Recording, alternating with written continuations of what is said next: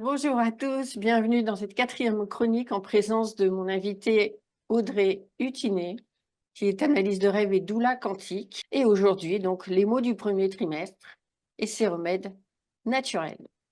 Bonjour Audrey. Bonjour à vous.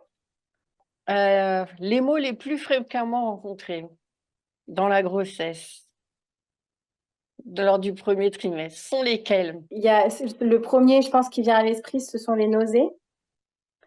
Mais il y a aussi des choses plus subtiles.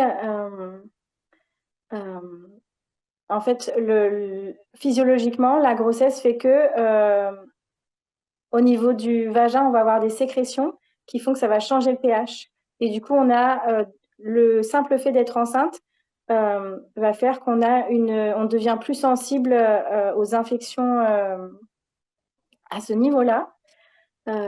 Et donc, voilà, c'est pas quelque chose voilà, qui se sait de façon globale, comme les nausées par exemple, mais c'est quelque chose d'important à voilà, prendre en considération. Voilà, parce qu'on a des conséquences au niveau de l'enfantement. Avec l'évolution du bébé à l'intérieur du ventre, on a aussi des pressions qui sont apportées sur la vessie. Du coup, voilà, on va y avoir, en grossesse, on sait qu'on va aux toilettes toutes les 3 minutes, entre guillemets. Ça, c'est normal, c'est physiologique, c'est quelque chose voilà, à accueillir. Et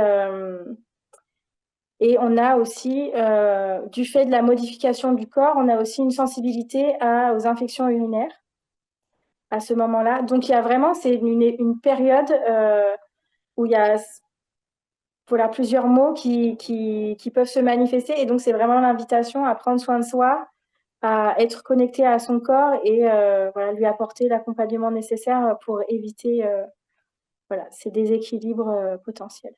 Donc, vraiment faire attention en fait à tous les symptômes qu'on peut ressentir, quoi.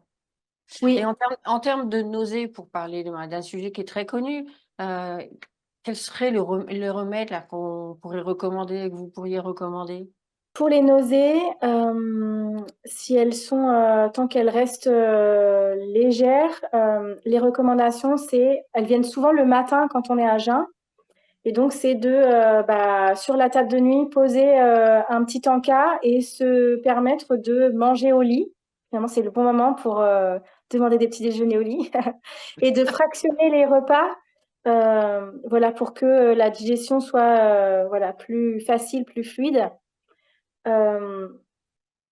Si cela ne suffit pas, on peut utiliser le gingembre. Donc, autant par exemple, découper le découper en petits morceaux, le rajouter de l'eau chaude par-dessus et le boire comme ça. Et il peut aussi être bénéfique, c'est de boire de l'eau électrolysée. Ça veut dire que, alors moi je conseillerais toujours de la filtrer, mais après il y a besoin de rajouter du sel, un peu de citron, et là voilà, et éventuellement du gingembre aussi, et de soutenir les nausées comme ça.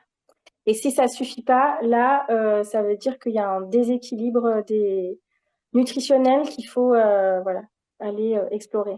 Ça peut être un manque en vitamine, c'est la B6, il me semble. Donc voilà, quels sont les aliments qu'il faut rajouter dans le régime quotidien pour que les apports soient augmentés et que les nausées puissent voilà, s'apaiser. Donc là, on a parlé des nausées, mais les autres mots qui sont courants, comme les infections que vous avez citées, est-ce qu'on peut aussi les guérir, les soigner avec des remèdes naturels?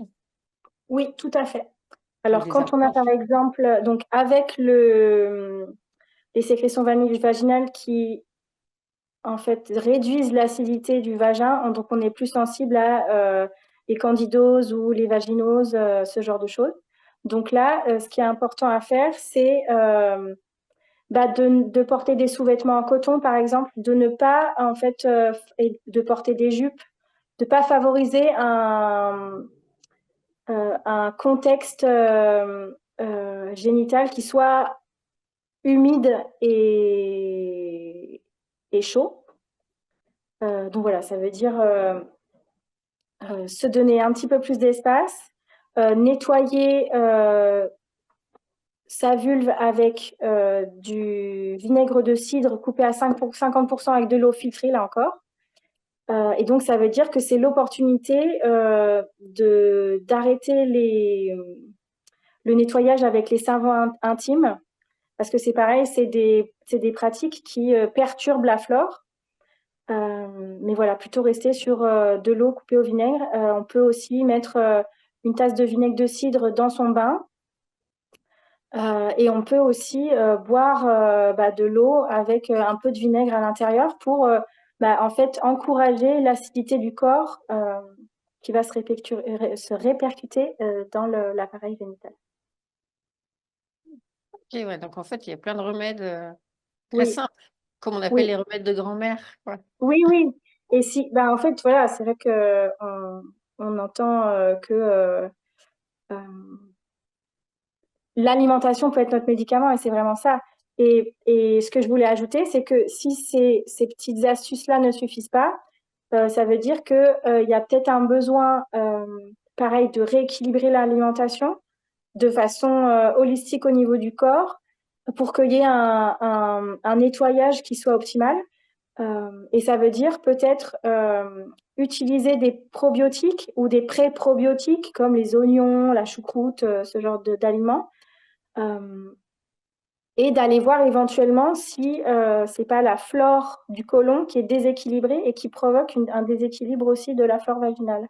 Donc finalement, voilà. En tout cas, la grossesse, c'est vraiment l'opportunité d'aller réguler voilà, plein de choses parce qu'il y a un petit peu tous les déséquilibres latents qui remontent à la surface. Ouais, et du coup, vous avez donné quelques avantages, mais vraiment, en quoi c'est important quoi, d'avoir cette approche douce, naturelle pour accompagner les maux des premiers mois de grossesse, quoi.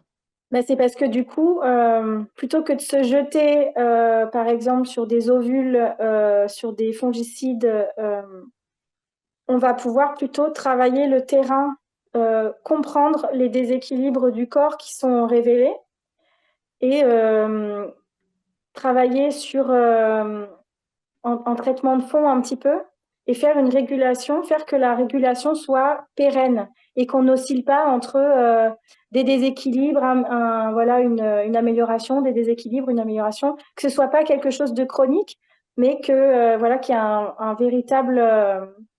une véritable régulation profonde dans le corps. Ouais, c'est vrai que ça révèle les mots, les mots latents, quoi. Le fait d'être enceinte, ouais. Et c'est vraiment le moment de tout assainiser, Oui, tout oui, bah, assainir. c'est un portail qui est parfait pour ça et même en ce qui concerne voilà l'hygiène de vie et c'est bon, moi c'est ce qui s'est passé pour moi. J'ai eu la chance aussi d'être suivie par une naturopathe que pareil il y a la constipation qui apparaît facilement. Moi c'était mon cas et c'est ça plutôt que de dire, de prendre des médicaments pour dire un peu au corps, bah, tais-toi, ça m'ennuie ces mots-là, bah, entendre, comprendre et puis en fait trouver la solution qui est la plus équilibrée, la plus physiologique encore une fois, quoi. Hmm. La physiologie, c'est vraiment le mot-clé de chacune des chroniques que nous avez offertes avec grand plaisir. Donc, merci encore pour cet éclairage sur les remèdes naturels face aux mots des premiers mois de grossesse. Merci Audrey. Merci à vous. Euh,